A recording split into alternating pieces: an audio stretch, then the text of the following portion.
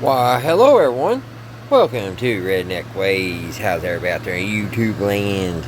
Hope everybody's set fine and dandy. Hope everybody's doing good on this Thursday evening. It is actually Friday morning at 12:15. It is now June the 14th. And last night, June the 12th, was when Israel hit Iran. So it's early morning, like I said, 12:15. Now it's 12:20. Hopefully things don't escalate and get way out of hand. I'm sorry guys, the air conditioner's on. It's very hot here. We had a 90-degree day today. One of our warmer days this winter, or this summer. But I didn't want to leave you guys hanging on this radio. We made a couple videos, and I just wanted to come back because we're going to have to put it up and work on it in the future. I got, if you've seen my last video, you've seen how this coil was real bad. It was hanging down here. Well, my attempt was to take all this off and rewind it. Well, it didn't go so well. I was going to wind it all on here and then transfer it back here, but I got noticing after a few turns that whatever they used for the magnet wire was flaking off. I don't know if you can see it there or not, but it's bare copper, and you can't have any bare copper in between where they'll touch. It'll short out. So I had to stop what I was doing there and put this on as the best I could. And so I stopped. I was going to do this one and this one, but I'm just going to have to order some magnet wire and just count how many turns was on here and just redo it with new wire, because this stuff is so old it's flaking. And that wasn't my only problem. It's not the only reason why we're putting it up for a while. First I thought maybe one of our transformers was bad, because I just couldn't get the voltage through. You can see right here is B plus, and I was only getting like 4 volts at the most out of 85 volts, and then I was getting some negative volts. It wasn't flowing right. So I checked the transformers one more time, and they're good. They are good, but I went and searched through on out the radio, and surprisingly enough, I found that this here, and I'm not even for sure, maybe one of you guys out there know what this is, but this is open. And I tested it with this one. This one's not open. This one's good, but this one's opened. And I think it's a resistor, but I'm not for sure. I'm going to have to do a little looking up on the internet and seeing, because even though I know what resistor stuff are, this stuff is so old, I don't know what this is. I'm pretty sure it's a resistor. So I know that fixes it where you for your C- or B-, that resistor. So I've got to find out what that is, because I'm just not getting the correct voltage through here. And I definitely don't want to stick any tube in this till we know that it's 100% a go, because them tubes are too expensive. But it's been fun getting it back on the bench and looking at it, and I hope you all enjoyed looking at it too. Just not going to be able to get her going right this moment. But we did get a little work done. I got all the parts put back on, got the socket put back in, and a couple other things. So tonight, guys, I thought we'd just look at something else, a little crystal radio that I made. So let me get you guys up on Sky Vision, and we'll see if we'll get it out and see if it still works. It's a pretty neat one. I built it about 2 years ago.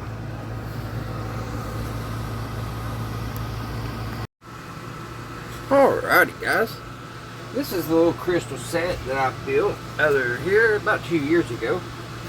But before we get onto that, I was wondering if you guys may have ever saw anything like this. I believe this is a cheaper version of it. It's called a Justin Impact Driver, and it's pretty neat. When I was working on my boat, I had some screws that were rusty and they would not move. I mean, they was in, like, they was so tight there wasn't hardly no way getting them out. And I wish I had this then, because it took me an hour to just get one screw out. But what this is, it's brand new. It's old, but you know, it's old new stock. But what it does, here's the instructions. It is a thing that you can get old stuck screws out with. Open it up for the first time here. Still actually has a little oil in this package from all the way back in the 80s. Take this out. There's what it looks like. And it's an impact driver. Now when I saw this, I was like, where's the place where you hook the compressor to? Was exactly what I was thinking. But it's not like that. It has a chuck here, and it came with 2 Phillips and 2 flathead bits. And I don't know if that's hardened steel or not. Probably not. But what you do, like just say for instance, you have a Phillips screw stuck in and you need to get it loose. You pick your Phillips out, you put it here in the chuck.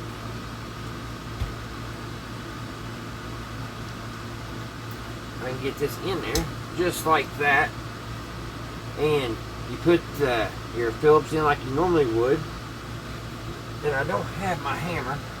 Let me see. But you take your hammer, you put this in where your stuck screw is. You take your hammer and you like that. And it ain't supposed to happen like that. The part went across the shed here over there. I'll have to get it in a minute. But it shocks. It shocks that screw, and that way you can take it and loosen it up. And you can also use this as a wrench. I'm not for sure how you switch it from back to forth. I don't think you can. I think you just turn it either way. But you put your 3/4 socket on there also and tighten her down. Let me try to find that. It went flying across the room. It wasn't easy, but I found it. There it goes. There we go, guys. See, it's got this part here, and that goes in like that. And like I showed you, you take your hammer and you go. But that's enough of that. But I thought that was a pretty cool tool. And I'm 50 years old, and this is the first one I've ever owned. I didn't know there was such a thing out there. But they are pretty handy. Pretty handy. So I can't wait till I get another stuck screw. And I'm going to beat the living, you know what, out.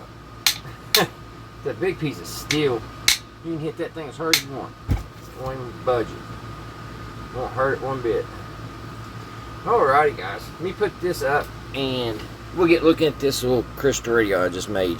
I keep on saying just made. 2 years ago I made it. Alrighty, guys. It's actually just a simple AM radio. I found the schematic online, and I use this coil here out of a little crystal set that you could buy in Radio Shack a long time ago, and I thought it does really good. In the kit, it tells you how many times and where to do your windings and stuff. Now, last time this didn't work all that well, and I swear to you, instead of getting AM, I picked up an FM station. Never picked up no FM on one of these shortwave or one of these crystal radios. Only thing I could figure, the tuning capacitor that I'm using on it came out of a AM FM tube radio. So I don't know if it had anything to do with it or not. Don't really know. I was just really surprised that it got an FM channel station. So let's get everything hooked up. I gotta hook the antenna up, ground. Here's the antenna up here. So I need my lead to be a little bit longer to get that far. We're using an outdoor antenna. So there's that. There's the antenna hooked up. Here's the ground. So there's our ground. Now I'm going to try to use my signal tracer and see if we can pick up any. We'll use that for the speaker.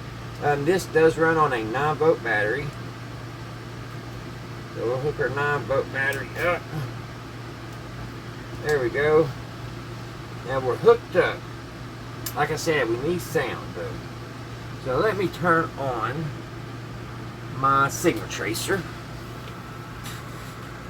Alright guys, I'm back. It's actually the next day. I went to hook up that one crystal radio and it didn't work. Well, it works, but I couldn't get it in right when I wanted to. I have to, looks like I think I need to solder some wires. Then I hooked up the other little crystal radio. It came on, but you guys couldn't hear it because I was wanting to play it through my signal tracer. Well, it wouldn't pick it up, so we're on to something else. I went to the flea market today, guys, and I got one of these battery chargers, one of these jump boxes. And of course, you know, the battery's bad. They always are. I don't know how many of these I've messed with, and if you let them sit for a long time without putting a charge to them, something happens to the batteries. But one good thing about this charger that I haven't had any type of luck with the other ones is it actually has a battery here that I can match. These batteries are pretty easy to get, and you can see it's the same size, and this is a good working battery. So only thing is the fittings are a little different. So I'm getting ready to take this battery out. I have to run over and get my toolbox, and I'm going to put it on charge and just see if it'll charge with my other charger, because it wouldn't charge through this little wall wart charger.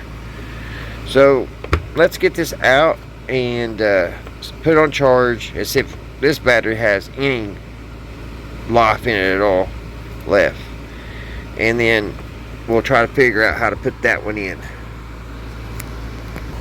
I'm sorry about the air conditioner, guys. It's really hot here in Kentucky today. It was yesterday too. So let's try to get this out. I tried to do it with a Phillips screwdriver and I can't get broke loose with that. So let's see what the socket will do. They had that on top, but I got it broke loose. Have you guys out there, any of you all tried this? Bought a used one that didn't work. You think after you do something so many times you learn your lesson, you know. But I think I got lucky on this one because I can change the battery. Maybe I got to try. I've got to try to match the fittings. So that might be a little. Go ahead and put the bolt in this. Keep it all together. Now I need to get this ground loose.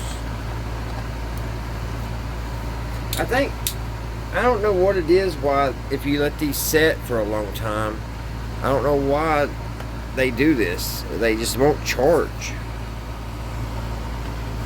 after a while.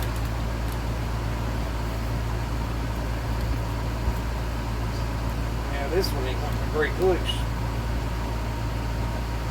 There it goes. This is a Black & Decker. I've had all different brands, but first Black & Deckers that I've had on these car jumper boxes. Some of them have air compressors. This one doesn't. Just a light, a cigarette lighter, plug in, and a jump box. We'll put that washer on. Now, here's the difference, guys. See how it's got these little prongs here, and this one here just has these little tabs. So I don't know what I'm going to do. I'll figure something out here. Maybe I could cut these off and then pull these up and solder them to this. I may be able to do that. If I can't, if it's battery, if I want to try to charge it, but if it don't charge, I can just cut that off and then solder those to that. Maybe. We'll see. So what I'm going to do now, guys, I'm going to put this on my charger. This, it says, is a sealed lead acid battery, non-spillable, and then it's the same here, spill proof. Okay, let's get the charger. Let's put all this over to the side. It was real easy to take apart. It had about 14 screws. So let me get my charger. Alright, I got my charger. Now if this battery's bad, the little green light won't come on at all. It's got a little green indicator light that comes on and flashes, which I know it's probably not going to. So let's put our cables on.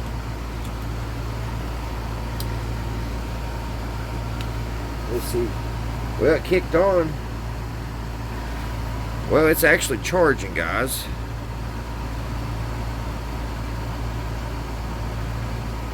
That's kind of odd.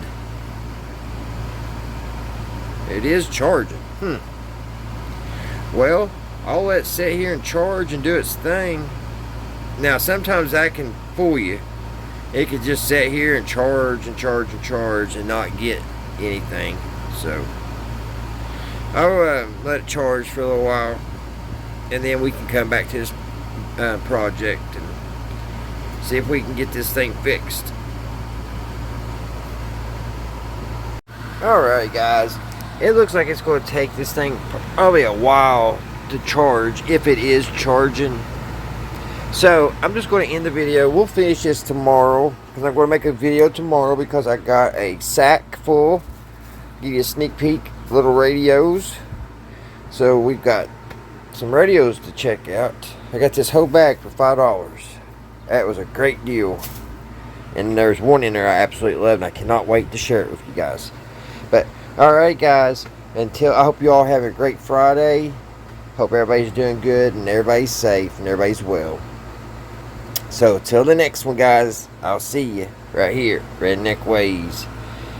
Our next video, we'll put this back together, and like I said, if that battery doesn't charge, we'll just figure out how we can get the other one in. And if we can get that fixed, that's going to be awesome, because I only paid $1 for it.